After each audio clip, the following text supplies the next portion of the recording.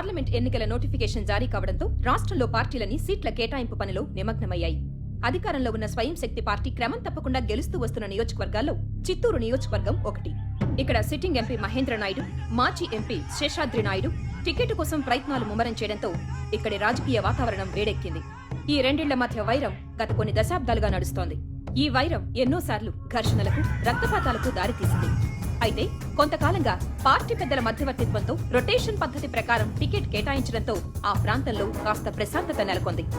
కానీ ఈ ప్రశాంతతకి భంగం కలిగిస్తూ రొటేషన్ పద్ధతికి విరుద్ధంగా గత ఎన్నికల్లో అత్యధిక మెజార్టీతో గెలిచిన మహేంద్ర నాయుడు వైపే మళ్లీ అధిష్టానం మొగ్గు చూపుతుందన్న ఊహాగానాలు వినిపిస్తూ ఉండడంతో ఉత్కంఠత తారాస్థాయికి చేరుకుంది. దీని పర్యవసానం ఎటు దారి తీస్తుందో వేచి చూడాల్సిందే.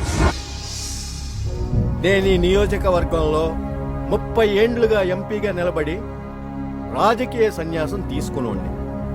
నేనెప్పటికీ మీ ఇద్దరు మంచి కోరేటోండి. సీట్ ఎవరికి ఇచ్చినా రెండో వాడికి న్యాయం జరిగేట్టు నేను చూస్తా. చెప్పండి మంత్రి గారు. హైకమాండ్కు మీ ఇద్దరంటే గౌరవం ఉంది. గత 4 దఫాలుగా ఈ నియోజకవర్గంలో మన పార్టీ తిరుగులేని మెజార్టీతో గెలిచిందంటే అందుకు కారణం మీ ఇద్దరే. ఉపోద్ఘాతం ఎందుకండి మంత్రి గారు? ఇంతకీ సీట్ ఎవరికి ఇస్తున్నారో చెప్పండి. అసలు మీకెందుకండి రాజకీయాలు? ఎంత మాట!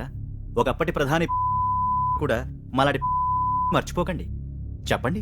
ఈసారి కూడా హైకమాండ్ ఎంపీ సీటు మహేంద్ర గారికి ఇవ్వడానికే నిర్ణయించింది. రొటేషన్ పద్ధతి ప్రకారం సీటు శేషాద్రి గారికి కదా రావాల్సింది. సీఎం సర్వేలో శేషాద్రి గారికి జనం లేరని తెలిసింది. అందుకే ఏ నిర్ణయం తీసుకుంది. నా ఎన్నికెంబడి జనం లేరనేగా మీరు నాకు టికెట్ ఇవ్వండి. ఉండారు అని ఇప్పుడే నిరూపిస్తా. రండి. శేషాద్రి,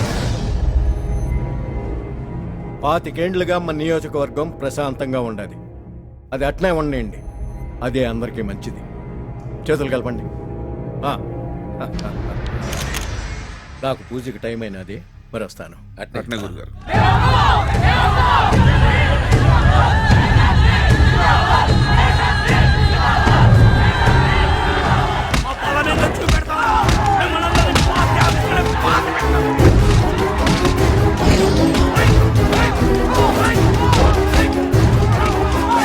వీళ్ళు ఇక్కడి నుంచి బయటపడితే కదా నాయన ఎంపీ అయ్యాడు.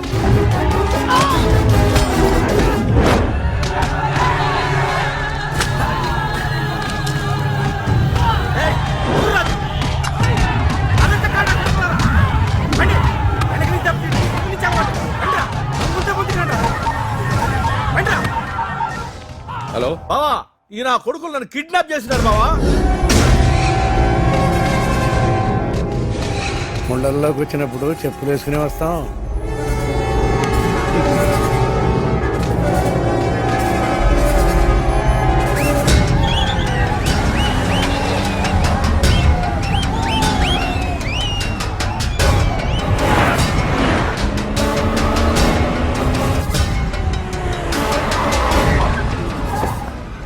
వదిలేండి రావాడిని.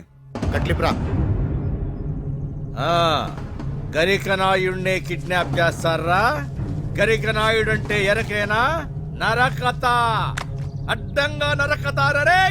చేతి కట్ల వరిపుతారా మీ అమ్మల మగుళ్ళ? మీ కుక్క ముఖాలన్నీ నాకు గుర్తేరా? మిమ్మల్ని వదల్లో.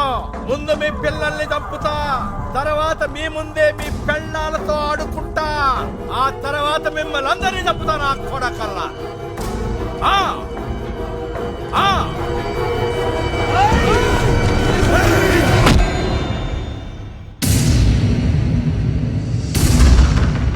అయ్యో, నన్నిటి చెల్లిపోయినావయ్యా నా మొగుడా. నా మీద ప్రేమతో నా ఇంటికి ఇల్లరికం వచ్చినావు కదయ్యా.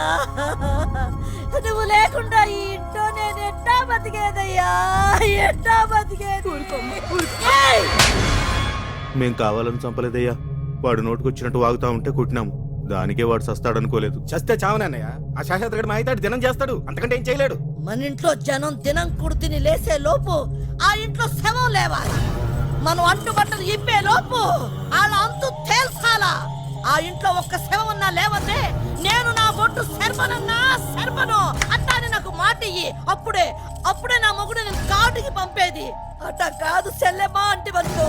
నా మొగుడుతోనే నేను కాలిపోతానన్నా, కాలిపోతా. ఎంపీ సీటు పోయింది. వందల కోట్ల గనుల కాంట్రాక్ట్ పోయింది. ఇప్పుడు మనిషి పోయాడు. వాడు ఖచ్చితంగా కాక మీద ఉంటాడు. ఆ మహేంద్ర గాడు వాని తమ్ముడు నన్ను నా కొడుకుల్ని ఏం చెయ్యలేక నా బావనెత్తుకుపోయి చంపినారు. 25 సంవత్సరాల తర్వాత వాళ్ళు మొదలు పెట్టినారు. నేను ముగిస్తా, వాళ్ళంతా చూస్తా. ఆడు మనల్ని ఏం పీకలేడు మామ. వాడు మనల్ని ఏం పీకలేకపోవచ్చు, కానీ బయట ఊళ్ళల్లో ఉన్న మన వాడిని తాకితే మామ చెప్పేది నిజమేనప్ప. 25 ఏళ్ల క్రితం మన మీద పగతో ఏడో మద్రాసులో ఉన్న మన బంధువుని చంపినాడు వాడు. మన జాగ్రత్తలో మనం ఉండాలి. అయితే ఇప్పుడు ఏం చేయాలా? మన దగ్గర బంధువులందరినీ తీసుకొచ్చాడు పడేయండి. తెల్లారేసరికి వాళ్ళంతా ఏడే ఉండాలి. కొండా వెళ్ళామే. అట్నే అయ్యా. అయ్యా అజయ్ బాబుని కూడా తీసుకురమ్మంటారా? ఏయ్ అవసరం లేదు. ఆడికి ఇంటికి ఏ సంబంధం లేదు.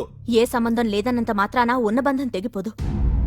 మీరొప్పుకున్నా ఒప్పుకోకపోయినా అజయ్ మీ తమ్ముడు కొడుకు. తమ్ముడు బతికున్నప్పుడే లేడనుకున్నాను. వాడిపోయినాక వీడేంది? అజయ్కేదన్నా అయితే ఆ కారణం మీరు కాకూడదు. అది ఆలోచించండి. అమ్మాయి చెప్పిన దాంట్లో నిజం ఉందలుడు. అజయ్ గారికి ఏమన్నా జరిగితే దానికి కారణమే కాదు, ఆ ఓటమి కూడా మందే అవుతుంది. సరే, అజయ్ గారిని కూడా తీసుకురండి. అయితే నీకేంది బాపు, పల్లెటూరి పైతున్నాయా? దుక్కి దున్ని నారు పోసి నీరు పెట్టి పైరు పెంచి కోత కోసి కుప్ప నుంచి ఒట్లు దంచి వండి పెడితే ఆ పళ్ళెం మీద పడితేనే కుక్కరా నువ్వు.